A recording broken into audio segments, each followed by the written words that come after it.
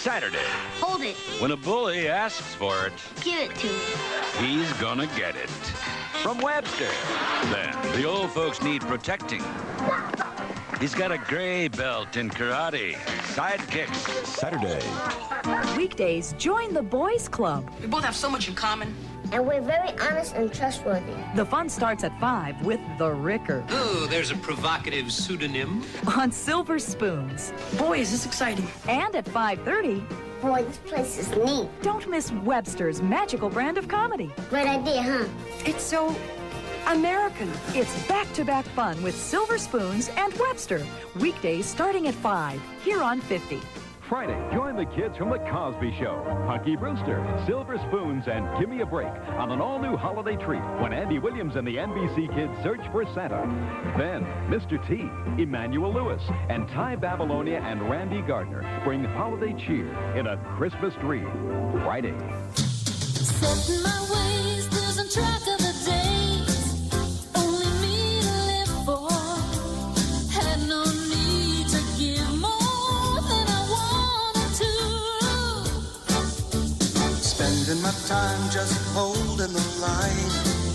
Never getting caught up. Love was never brought up. It's not the thing to do. Ooh. Then came you. You made me leap without taking a look. Ooh, it was you. Then came you. You hit me right in like singing hook. Never thought forever was the best I could do. It was you, me, and you. It was you, me, then came you.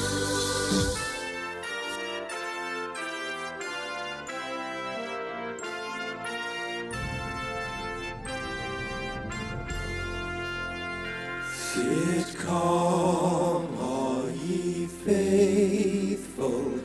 A Christmas podcast special where again I discuss 25 Christmas sitcom episodes. Please come and listen every day until Christmas. I'm sure we'll feature Balky, Gilligan, and young Webster, Rose Nyland, Eric Foreman, and definitely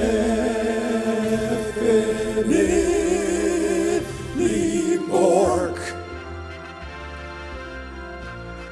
We'll definitely talk about Mork.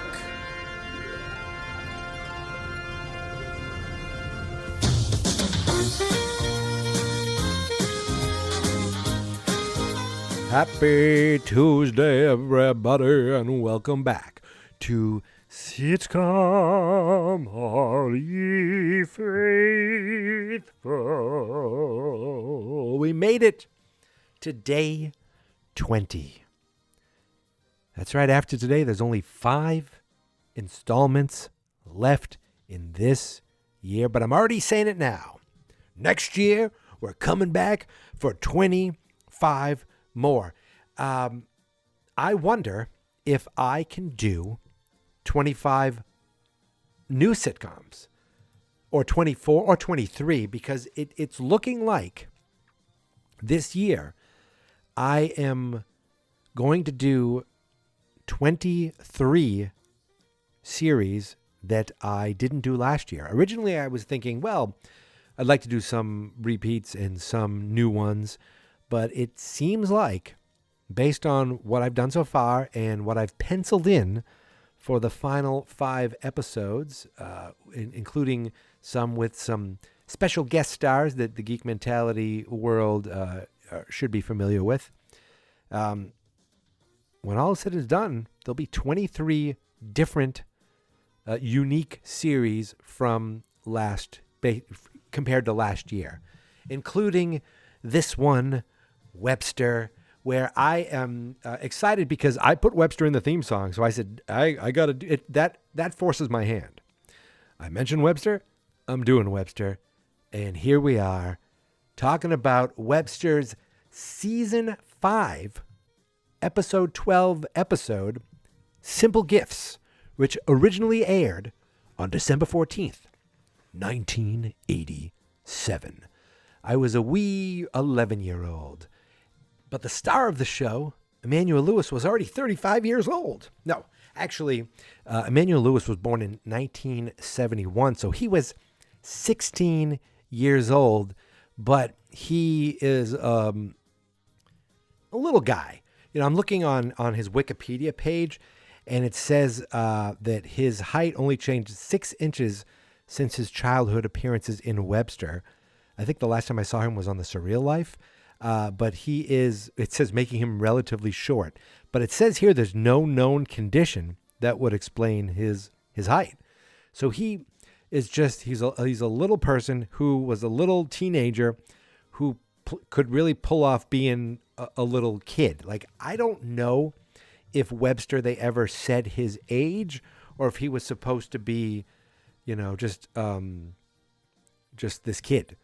I don't know if Webster's age was the same as Emmanuel Lewis's age, but the show started in 1983, so he was already 12 years old then, and he was very tiny, just a wee Webster. And the story of Webster is he is an orphan whose parents were killed in a car accident, and he's taken in by his godfather, played by retired football star played by retired football star Alex Karras. His character was also a retired football star named George Papadopoulos. Now, they became Webster's parents. I watched this as a kid, but here's things I remember as a kid. And I don't know if I watched it when it was first on. I mean, I'm in 1983. I am 7 years old at this point. So I probably watched it while it was already in syndication.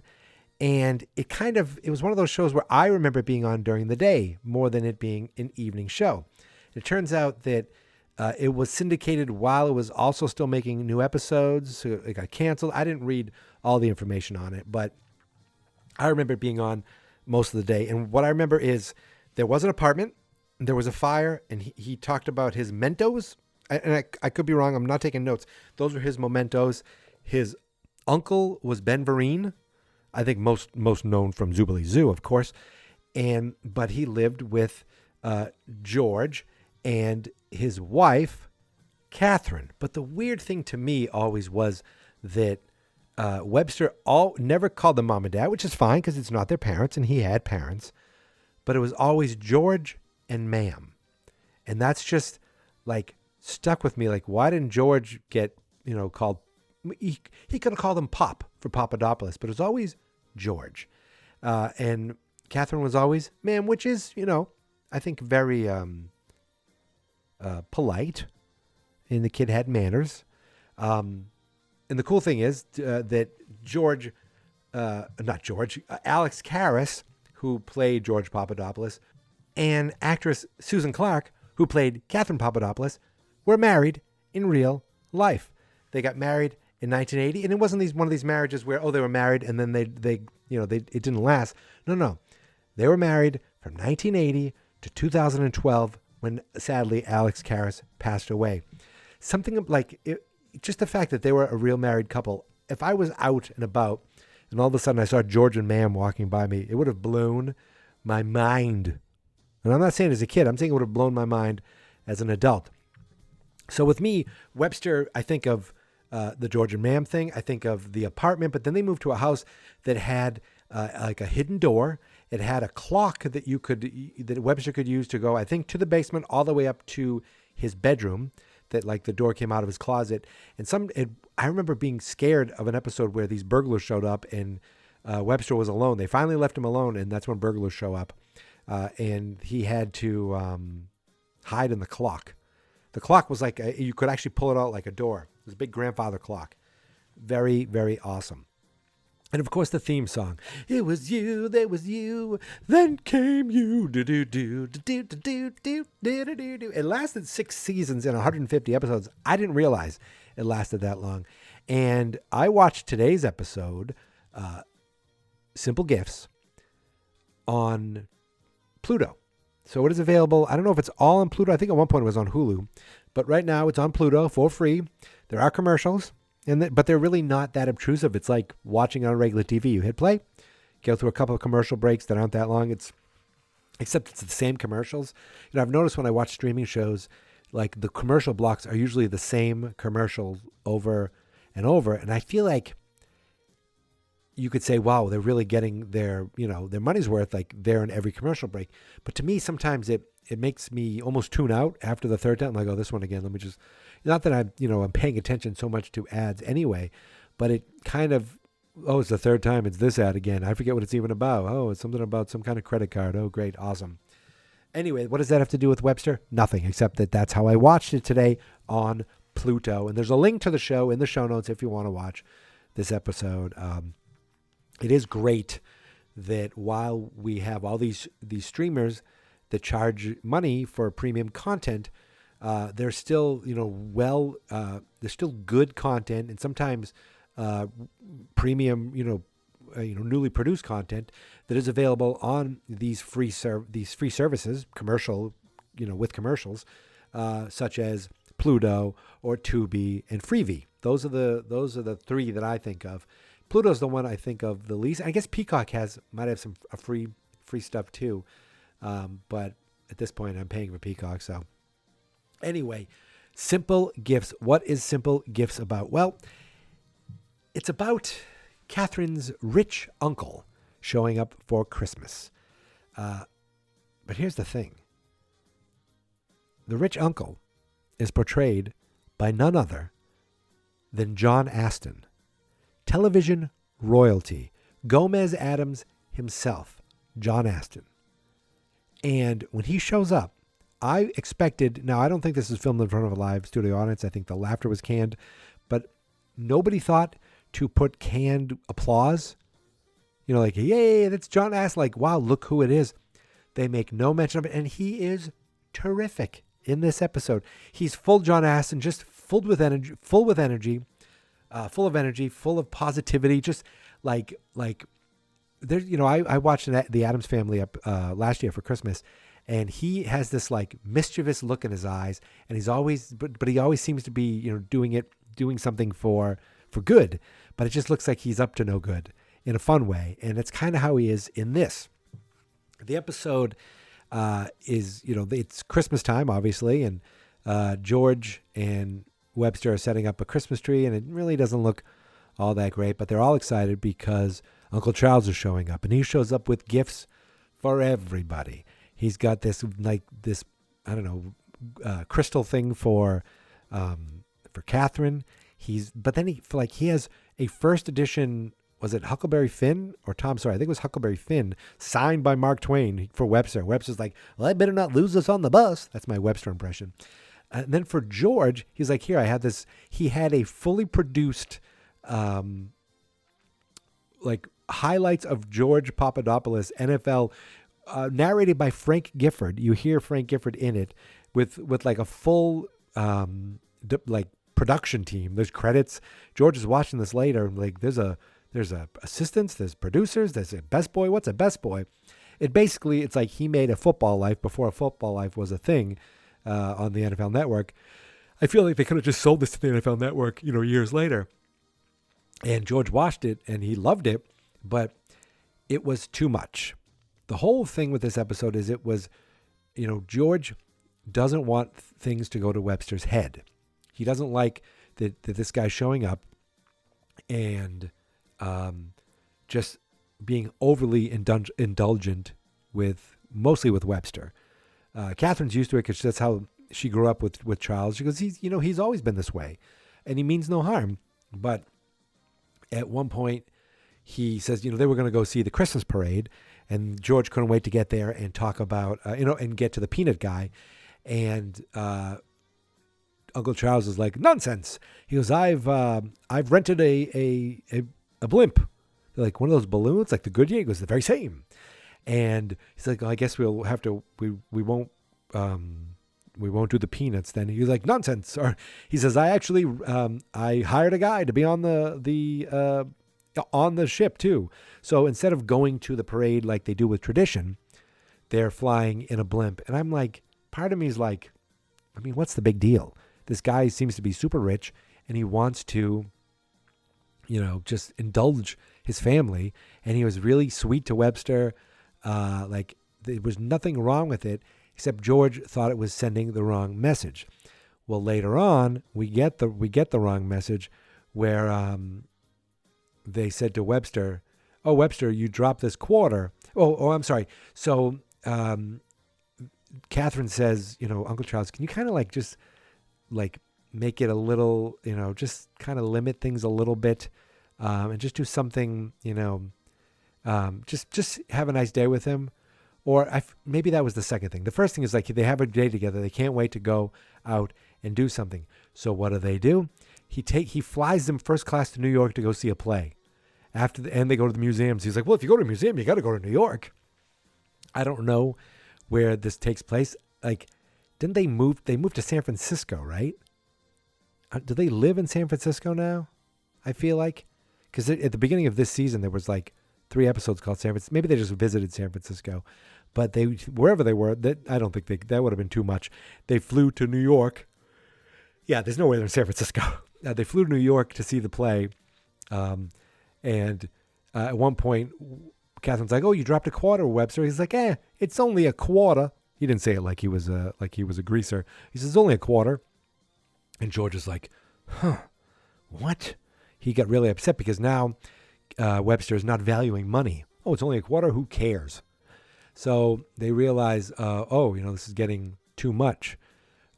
Maybe you could just do something within the city limits next time. And he ends up taking him someplace and getting a huge tree with him. Like he just ends up putting his foot in his mouth over and over because he keeps spoiling him too much. And the thing is, he's leaving. He's got to go because he's going to go to some coronation, and he can't wait to go to the coronation to the queen or some duchess. It doesn't matter. But he realizes the error of his ways and he apologizes. And at the end, I'm not going to cut this yarn out. At the end, he gives Webster a quarter, and he goes, "What is this?" He goes, "What is this? Is this like a rare quarter? What is it worth?" He goes, "It's worth exactly 25 cents." And it's just his way of saying, you don't get used to this lifestyle. Don't value or stop valuing, that what you have, because money is important, and you can't just like say, oh, this doesn't count or that doesn't count. Getting too big for your britches. George actually has a conversation with him too. He talks about, we used to go to the mall and you wanted to go to an arcade, and when I gave you a quarter, you worked for that quarter. Now I'm thinking it's a friggin' quarter, really? And then I realized it is 1987. But no, at that point, my dad would give me a whole $1. Now that, like you think about that now, you say $1, that's all you got. My dad gave me $1 so I could make 4 quarters and go play 4 games at the arcade when we went to the mall. And I thought it was amazing. I thought it was the best. I think when I went to the mall when I was in high school, he once gave me $10, and I thought I can do whatever. I can do anything at the mall. I have $10 in my wallet now. I still feel like, wow, I can't believe I have this much money in my wallet. But Webster, he learned the error of his ways pretty quickly. Charles apologized, and he was going to leave. They got their tree back to normal because they got rid of. He brought in this like beautiful tree that was like from that spent tons of money on. That was perfectly, already decorated. And he hired someone to bring reindeer. But he's like, no, we're not going to do the reindeer. Sorry. And the end of the episode ends with, Charles apologizing, everything going back to normal, and he leaves. But then he comes back, and he's like, "You're back." And he goes, "Yeah, I realize I don't want to be with the princesses. I don't want to be over for the coronation. I want to be with the people who matter. I want to be with you guys."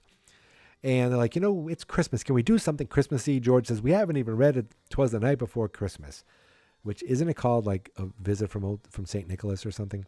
But anyway, they're like, can we finally read it? So they all sit by the fire. Webster sits on Uncle Charles' lap, and George reads from the poem. And Uncle Charles has to do the clippity-clop when at the right time. He does it a little early.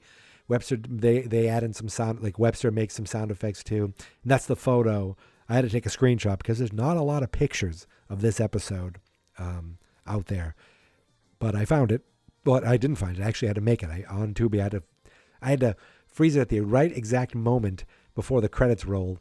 But I got a good shot with everyone in it. Good enough. I mean, it's not in HD. Isn't it crazy that you think, like, you'd watch these shows as kids, right?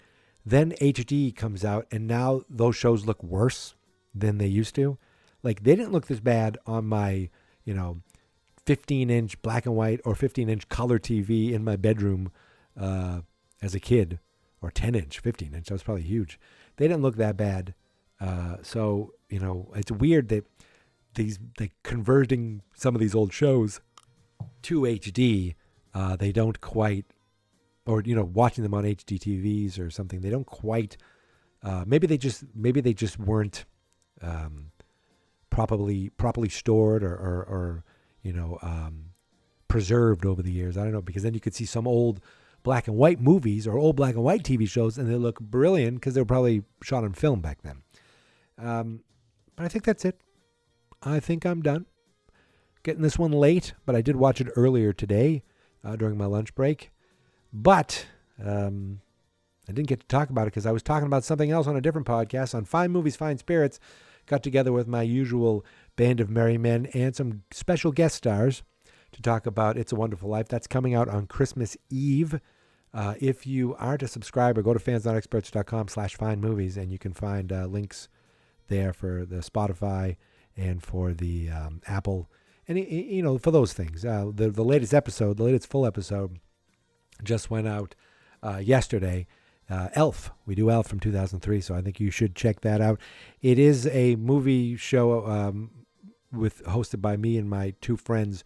Even though we're doing a family movie, there are swear words that do come up, so just warning there.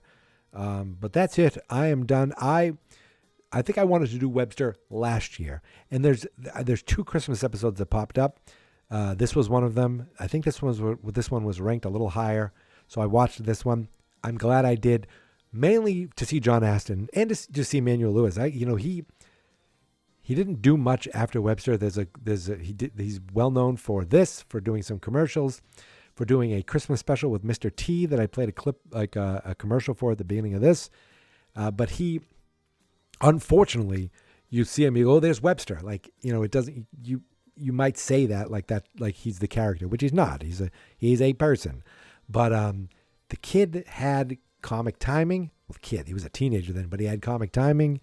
His delivery was, spot on. Like, he wasn't just this kid who looked cute, so they stuck him in a show. Like, he definitely held his own.